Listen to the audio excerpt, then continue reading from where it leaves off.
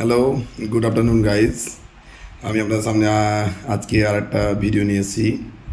যদিও ভিডিও ধরেন কম করছি, লোকে অনেকে জিজ্ঞেস করেছে, তো ভিডিওটা একটু মন দিয়ে প্লিজ শুনবেন। আর একটু যত পারবেন এটা শেয়ার করার চেষ্টা করবেন। কিছু বক্তব্য দিব অবশ্যই হালকা করে।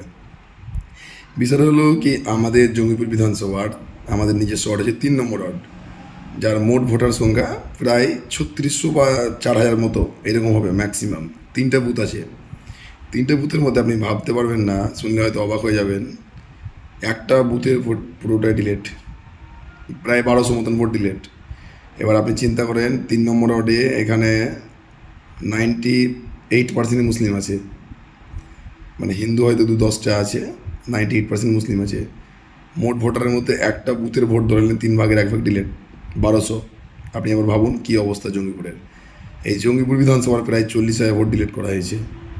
আজকে মানুষের অবস্থা যেটা হচ্ছে ভূমি ছাড়া অবস্থা। মানুষ সারাদিন রাত ব্যস্ত আছে কাগজ কলম নিয়ে। যদিও নির্বাচন কমিশনের পক্ষ থেকে সঠিক গাইডলাইন্স এখন পর্যন্ত দেওয়া হয়নি, মানুষ কি জমা দিবে বা কী করবে একটা ধোঁয়াশা ধোঁয়াশা ভাব, শুনছে জানছে ও সেগুলো রেডি করছে, তাছাড়া কিছু না। যদিও বলেছিল 15 দিনের মধ্যে অনলাইনে অ্যাপিল করবে, তার জন্য ওরা অ্যাপিল করেছে, কিন্তু ইলেকশনের আগে আমার মনে হয় না কোনো কিছু হবে। হয়তো ইলেকশন পরেই যা হওয়ার হবে, যেটা বুঝতে পারছি। আরেকটা বিষয়, আজকে আমাদের জঙ্গিপুরে সম্ভবত চলে এসছে আমাদের দেশের প্রধানমন্ত্রী শ্রী নরেন্দ্র দামোদর দাস মোদী। আমাদের জঙ্গিপুরের কাছে একটা গর্বের বিষয় কি আজকে প্রায় 50 থেকে 60 বছর পরে দেশের প্রধানমন্ত্রী আমাদের জঙ্গিপুরে আসছে। এর আগে 50-60 বছর আগে কোনো এক প্রধানমন্ত্রী হয়তো এসছিল, আমি শুনলাম, সঠিক নাম কেউ বলতে পারে না, যেহেতু আমাদের জন্মের পূর্বে, আমার বাপদাদা জন্মের আগে। তো আমাদের প্রধানমন্ত্রী এর আগে অনেক জায়গায় আশপাশে এসছে, আমাদের এখানে আসেনি। আজকে এসছে, খুব ভালো লাগছে, আমার খুব ইচ্ছাও ছিল দেখতে যাবো ওনাকে, কিন্তু হয়তো কাজের চাপে বা পরিস্থিতির জন্য যেতে পারলাম না। কিন্তু আমার মনে হয় আমাদের প্রধানমন্ত্রী যেহেতু জঙ্গিপুরে আসছে, আজকে নিশ্চয়ই ভালো কিছু বলবেন আমাদের জঙ্গিপুরের জন্য। জঙ্গিপুরবাসী অনেক আশা অধীর আগ্রহ নিয়ে যাচ্ছে, অনেকে যাচ্ছে দেখার জন্য।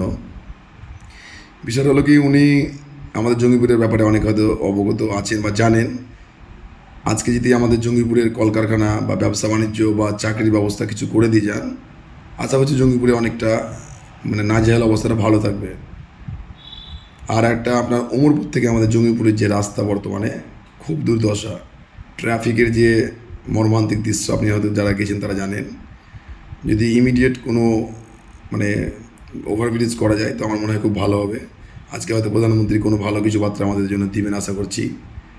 ভোটের প্রচারে অবশ্যই উনি আসছেন, কিন্তু আমাদের জঙ্গিপুরবাসীর জন্য সুখবর কিছু অবশ্যই দিয়ে যাবেন। এবং এই মাটিতেই মানে ওই একই জায়গাতে আপনারা আরেকটু জেনে রাখেন, দেশের স্বরাষ্ট্রমন্ত্রী এবং ইউপির মুখ্যমন্ত্রী যোগী আদিত্যনাথও 17 তারিখ ওই মঞ্চে আসবে। এই জঙ্গিপুর বিধানসভা পাশে 59 নম্বর বিধানসভা, আরও 2-4টা বিধানসভা কেন্দ্র করে এক জায়গাতে আসছেন দেশের তিনটা হেভিওয়েট মানে প্রথম সারির মন্ত্রী।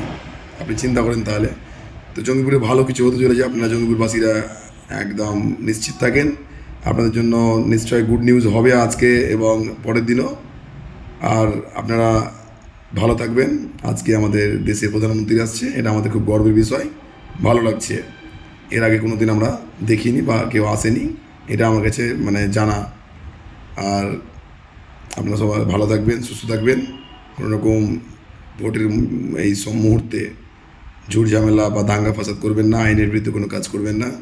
সকলে ভালো থাকবেন, সুস্থ থাকবেন। আর আমার এই ভিডিওটাকে একটু অবশ্যই আপনারা শেয়ার করবেন, আর কমেন্ট করে জানাবেন কি কোন কোন এলাকায় কতটা ভোট বাদ গেছে কীভাবে, এটা আমার জানার খুব ইচ্ছা আছে। সকলে ভালো থাকবেন, ধন্যবাদ।